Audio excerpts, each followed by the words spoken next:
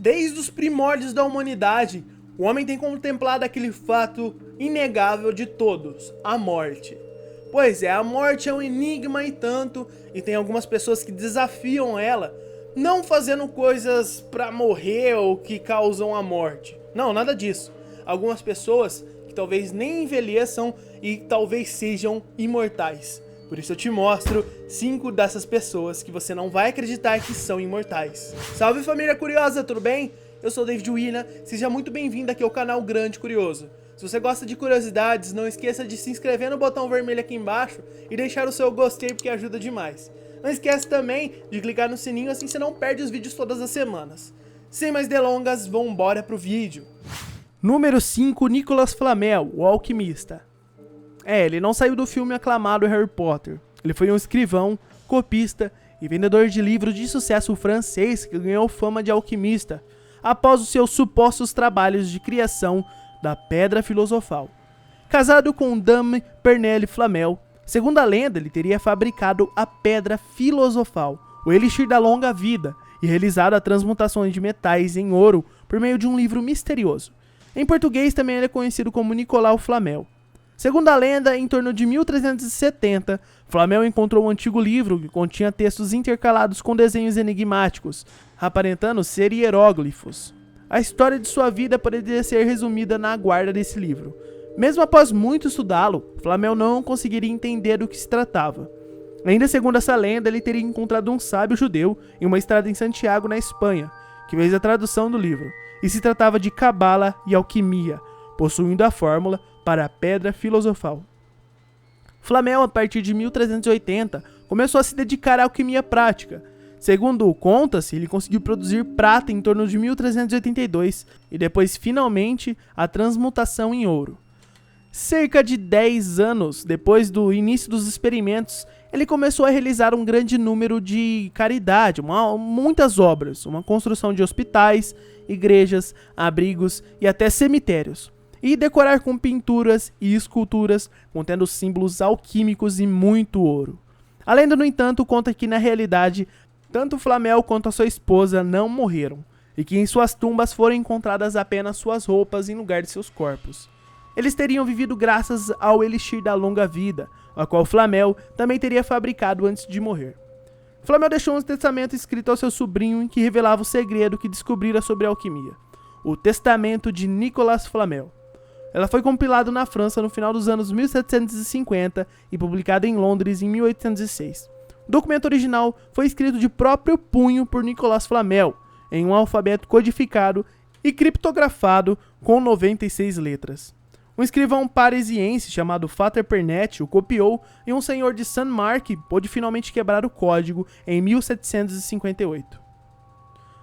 Flamel morreu, realmente, em 22 de março de 1418, com mais de 80 anos, e sua casa foi saqueada por caçadores de tesouro e gente ávida por encontrar a Pedra Filosofal ou receitas concretas para sua fabricação. A casa onde o Flamel residiu com sua esposa ainda existe, ela se situa na Rue de Montmorency, no número 51, sendo a mais antiga casa de pedra da cidade. No andar térreo, hoje encontra-se um restaurante. Seu nome e o de sua mulher foram dados às ruas próximas do Museu do Louvre, em Paris, em homenagem a eles. Mas ainda assim, a sua morte ronda em mistérios e ninguém conseguiu provar que eles estavam realmente mortos. Número 4. Brooke Greenberg. Ela foi uma menina com uma doença raríssima que fez com que ela, mesmo tendo atingido a idade adulta, tinha aparência física e mental e tamanho de um bebê. E foi por isso que ela ganhou o apelido de bebê eterno. Sua idade óssea é estimada em 11 anos, porém ela tem dente de uma criança com 6 anos. O seu cérebro tem a idade de uma pessoa de 1 ano, e ela reconhece os pais e as 3 irmãs, mas não consegue falar nem andar. Apesar de ter tido um nascimento normal, os médicos e familiares só começaram a perceber que algo estava errado quando ela completou 2 anos de idade. Muito confusos, os doutores resolveram chamar a doença de Síndrome X. Contudo, exames revelaram que o seu desenvolvimento bizarro não é causado por nenhum tipo de efeito de síndrome ou doença genética, mas algo desconhecido. Número 3. Alexander Bogdanov.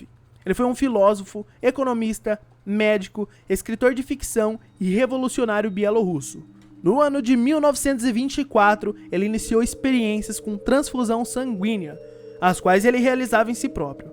Nessa época, o conhecimento a respeito de transfusões ainda era limitado, o que fez com que ele, Alexander, não tivesse o mínimo rigor necessário para lidar com esse tipo de experimento. Como, por exemplo, examinar e levar em consideração a saúde do doador. Essa falta de rigor e prática ao lidar com essas transfusões fez com que ele, em 1928, recebesse uma transfusão de sangue infectado com malária e tuberculose, e o levou à morte pouco tempo depois. Todas essas transfusões de sangue foram um propósito maior, segundo familiares desse estudioso. Dizem que cada transfusão diminuía cerca de 2 anos, chegando a um ponto dele aparentar ter diminuído 20 anos de sua vida. Número 2, Conde de Saint-Germain. Esse conde foi uma das figuras mais misteriosas do século XVIII. Ele era retratado como místico, alquimista, ourives, lapidador de diamantes, cortesão, aventureiro, cientista, músico e compositor. Todas essas alcunhas. Após a data de sua morte, que não tem um período certo, várias organizações místicas o adotaram como figura modelo. Segundo relatos, ele era imortal e possuía o elixir da juventude e a pedra filosofal. O fato de nunca ter revelado sua verdadeira identidade levou a muitas especulações a respeito de sua origem.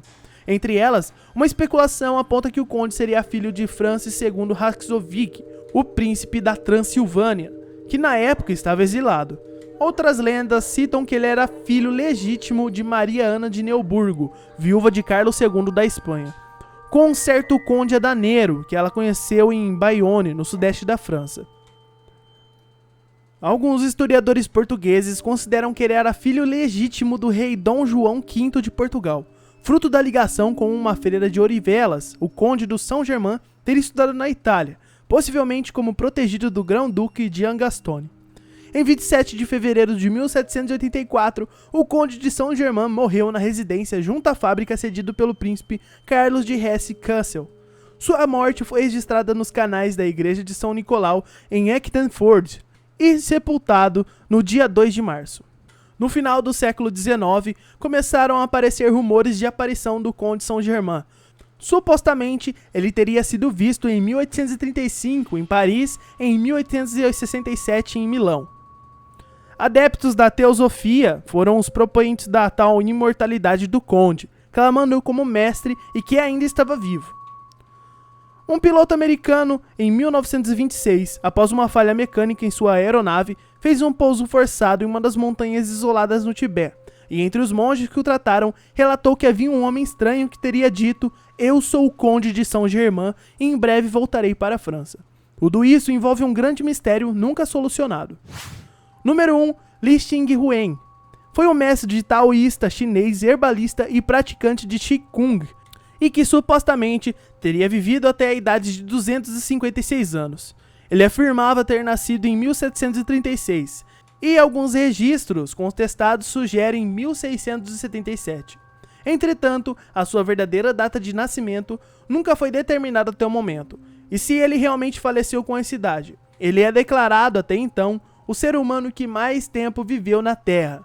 Ao conhecer essa história, a primeira reação de muitas pessoas é duvidar que um ser humano possa realmente ter atingido essa idade, e é pouco provável que a sua alegação venha algum dia a ser comprovada por documentos aceitáveis, sem qualquer possibilidade de contestação no Ocidente.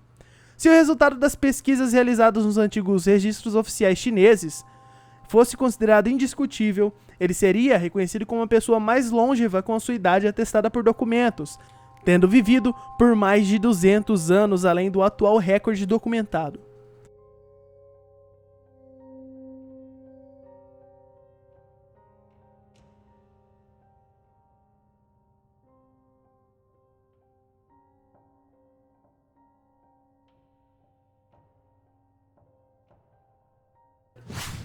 O vídeo fica por aqui. Eu sei que ficou longo esse vídeo, mas eu quis fazer um mini documentário aqui pro canal.